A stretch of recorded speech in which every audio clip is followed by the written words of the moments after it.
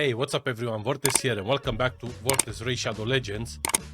Guys, in today's video we're gonna take a look at the new champions that are gonna be released. Loki, Freya and Odin. There's no Thor, I'm not sure why. Maybe they will introduce Thor a little bit later on into the game. But we're gonna look at these three new champions. Loki is the one that we're gonna get for free, that's for sure. And the other two, I'm not sure exactly how they're gonna do it. Maybe we can pull them, or maybe there's gonna be like tournaments or events that will give us Odin or something like that. And plus we're gonna take a look at the new dungeon and see how easy it is and what rewards do we get and stuff like that. I've already played a little bit in the new dungeon, so I have a little bit of an idea what's going on. Let's take a look first at the dungeon. So I played a little bit. First of all, let me say, these sets here that they put together with the pinpoint is the new set, okay? All these new ones, I'm not sure why they wouldn't go for something better, right? I'm not saying, I mean, yeah, they're bad. All of these 5 sets here, they're bad. Like, I don't know, put like the speed one if you want, or give us like maybe regeneration or savage would be even better, you know. What else we can, like cursed, provoke, reflex, you know. This is Plarium's way to, you know, do things. They give you something, but they actually give you something bad as well. Anyway, we don't care about that. So I farmed up until stage 20. I can go further, and we will do in this video. We're gonna try a couple of stages, but you can see some of them, like the first 13 stages for me was like really easy. 5 seconds to clear, 3 seconds on stage 1. And I'm pretty sure it's gonna be the same for everyone. But we don't really care. All we care is from stage 20 up to stage 30. This is where we care about the drops and how easy or hard it is to farm these stages. At the moment I'm testing a little bit some of these teams.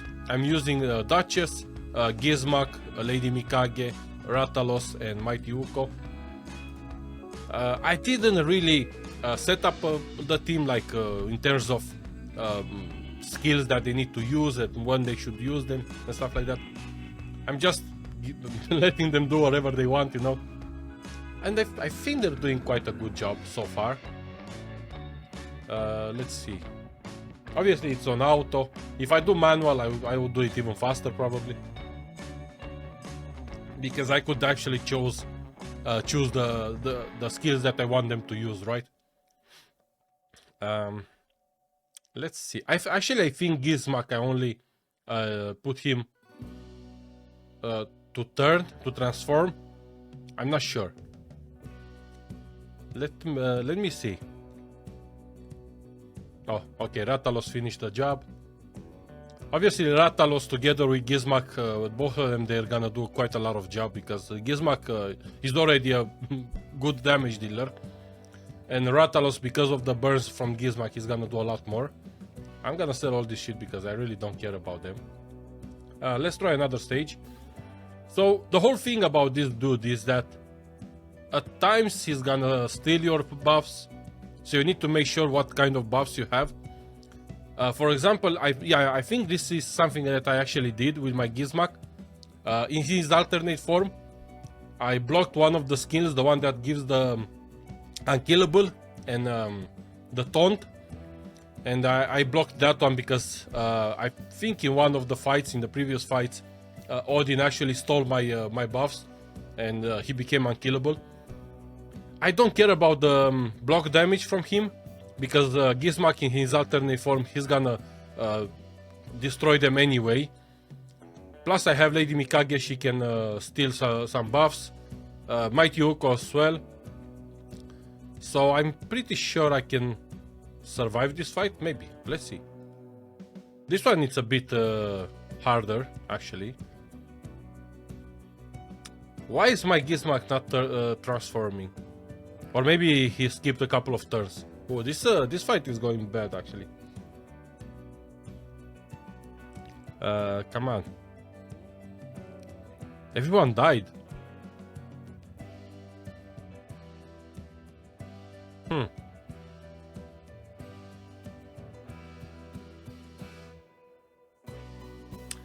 I'm not sure why he didn't change his form. Did I block his form? Yeah, definitely. I think Mighty Uko, he doesn't really do much here. We need someone else. Maybe I'm gonna go for Seer, actually. I don't think Seer, it's she's build, actually. Anyway, I will figure out a better team eventually. And then I will make a video about it. Yeah, I need to put some stuff back because I took stuff from her to put on other champions. But I think Seer would be better here, just to clear all these champions, and then to have only Odin to deal with.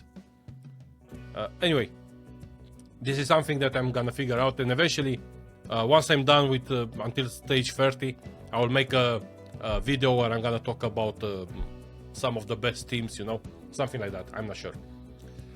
Anyway, let's take a look at now these champions, the new ones. Now, I know a lot of people, they already made videos, like other content creators. The only thing, one more time, I don't see Thor. I'm not sure where is Thor, why he's not here. But let's start with, actually, let's start first with Loki. A1 with enemies, with attack all enemies. Increase the duration of all enemy debuffs by 1 turn. And if it's under a veil or perfect veil, the chances increases to 50. To increase the duration, okay. I mean, it's an okay A1. I really don't care about the increased duration because I have a Lady Mikage. Lady Mikage, she's doing like this skill a lot better, right? So if you have Lady Mikage, all this stuff, increasing duration, stuff like that, is not gonna help me at all. Let's see. Obviously, for someone who doesn't have Lady Mikage, or someone with increasing the duration of all enemies debuffs, he's gonna be a lot better for you. But if you have Lady Mikage, which I'm pretty sure everyone will get her eventually, you know. So if you have her, this skill here is like nothing, right? Man, this is a lot of reading here. So basically, what he's doing is block active skills or block buffs based on who he's targeting. The target is only on one enemy. This is something I don't like. A debuff spread or a buff spread. So again, based on who he's targeting. This one is a healing with 50% champions max HP. Again, everything is about Veil and Perfect Veil. I don't know, an A2 that it doesn't really make me feel better about him. An A3. 100% chance of stealing all buffs when booked from a target enemy, and 100% of their turn meter. It can't be resisted if the champion is under a veil or perfect veil. If the target's turn meter was not stolen, increase the turn meters of all allies by 15%. And an increased attack on all allies for 2 turns. Okay, and some passives here. The start of each round. So he's placing the perfect veil on himself. And when HP drops below 50%, an evade has a 15% chance to evade an enemy skill and all of its accompanying effects. Okay. So he's basically sometimes the skills of the enemies, they're not gonna go to him, and all the effects and stuff like that. Okay, so my first thought about Loki, a free champion. I don't really see that much in him. He only has one attack on his A1. Yes, it's an AoE attack with an increased duration of all enemies debuffs. But to be honest, both his other 2 skills, they don't really... I mean, stealing the buffs and the turn meter, this is actually interesting. It might be helpful every now and then. But to me, it looks more like an arena champion, right? I don't really see him being useful everywhere. But I might be wrong. For example, maybe Faye, Dark Faye, you know, in Doom Tower, with his A3, you know, to steal the buffs and the perfect veil and stuff like that. The turn meter as well. It might be interesting, might be good. I'm not impressed. To be honest, I'm not impressed about him, but I might be wrong. We'll see. Once we get him, we're gonna see how good he is. Okay. Let's talk about Freya. Freya Fate Weaver. Okay, she looks really nice. wife of Odin. Okay, so she is the defense. Maybe she's the damage dealer, right? An AoE attack with provoke. That's actually amazing. AoE attack with provoke is not bad. It's actually great. Counter attacks with this skill when a shield buff placed by this champion is removed by damage. So she's placing shield on her A2. The value of the shield is proportional to this champion's defense. So more defense, higher shields. Her base stat is 110 speed. That's amazing. High defense, HP, great. I like her already. Removes all debuffs from all allies and places the block debuffs for 2 turns. And fill up their turn meters by 20%. Amazing 8-3. Increase this champion's defense by 5% each time an ally inflicts a critical hit.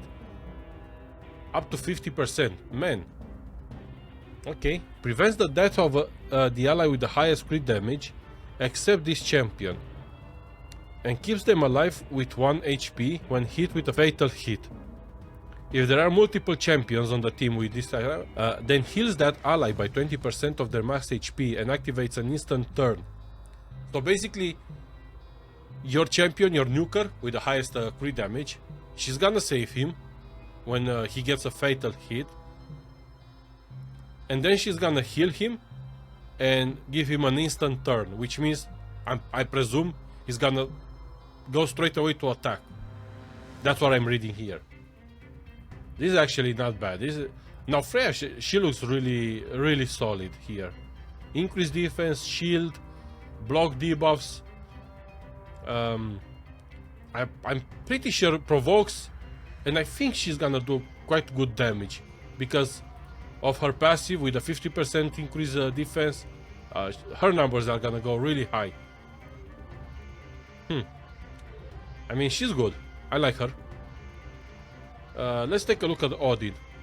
Now, Odin is the boss of the new dungeon, so let's see. Attacks one enemy. He is the support character, by the way. Good attack, defense, good speed, enough HP. Attacks one enemy with a 50% chance of placing a berserk. So what do? Increase the damage inflicted and damage received by 50%. So it makes him, it makes the enemy hit harder, but he will get more damage as well. Okay. This debuff cannot be placed on bosses, obviously. A2 removes all buffs from all enemies, and then has a 100% chance when booked to place decreased defense and stun. This is actually great. It says removes. There's no chance here. So I don't think he needs accuracy for this one to remove the buffs. Attacks one enemy. Before attacking, steals all buffs from the target. The damage inflicted by the skill depends on the target's type. This attack will ignore 100% of the target's defense. If the target was killed by this skill, revives a random dead ally with 50% HP and 50% turn meter. Damage based on enemy max HP. Every 9 turns, place a block damage buff on this champion for 1 turn and also applies a buff spread effect, taking all buffs from this champion and placing them on all allies. So from what I know, the 9 turns is not just for him. So it can be 9 turns for your whole team. So for example, you have in Doom Tower you have 5 champions. Each champion takes 1 turn, that's 5 turns already. And then another 4 turns and he's gonna do this. This is actually a good passive. I kinda like it. I wonder if this guy can do some damage in like clan boss or something like that. I can see some potential in clan boss. I mean, yeah, he has decreased defense. The berserk doesn't work on bosses, so this is not gonna help him much. Maybe it's not good for clan boss, but anyway.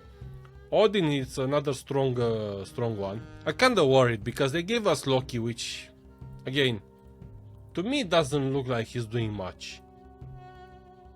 But maybe I'm wrong. Maybe I'm wrong about this guy. Maybe he's a lot better than what I'm thinking. At the first glance like this, when I look at him, I'm not really impressed. Once we get him, I'm gonna build him, hopefully book him, even though I don't have that many books. I'm pretty sure the event started already because I took, or maybe it's here. Lucky Chase. So it takes 1 week to get him, and then another week to get a 2-star soul for him, with some multi-battles and stuff like that. This is phase 1. On phase 2, we get a 3-star, 4-star, so we get up to 5-star for him, actually. And phase 2 is not that hard. It's actually quite easy to do. A lot of people, they might get maybe annoyed because of the phase 2. You need some points, you know. You're gonna get it anyway because you're doing stuff in the game, so it's not gonna be that hard. Plus we get like a primal shard as well. Okay, that's not bad actually. I like the fact that they give all these 5 stars for these champions, the free one. I wish they would have done this with Artak and what's his name, Sam Wukong as well. But anyway, I'm not sure why they wouldn't have done Plarium, you know. Why they didn't introduce a new class with these Asgardians rather than using them as barbarians. They could have made the new faction here, right? There's a lot of characters in the Norse mythology, you know, from Thor, Loki, and a lot of like Heimdall and all this stuff, you know. So they could have easily made a new faction with Asgardians rather than introducing them and using them in the barbarian class. So that was the video, guys. Again, Loki, free champion, not impressed at the moment. When I will play with him around, maybe I will change my mind. The other two, Odin and Freya, they look really solid, good skills. Maybe they have good potential in some areas in the game. I'm not sure exactly where they would be amazing. Obviously, we need to get them in order to test them. For me, that I'm not on the test server, you know, I can't test any of these champions. But for sure, Loki, it's a free one, so I'm gonna test him and play around with him and see how good he is. But at the moment, like I said, not impressed. Anyway, that was the video, guys. Hope you guys enjoyed it. If you did, please like, subscribe, and I'll see you in the next one. Bye.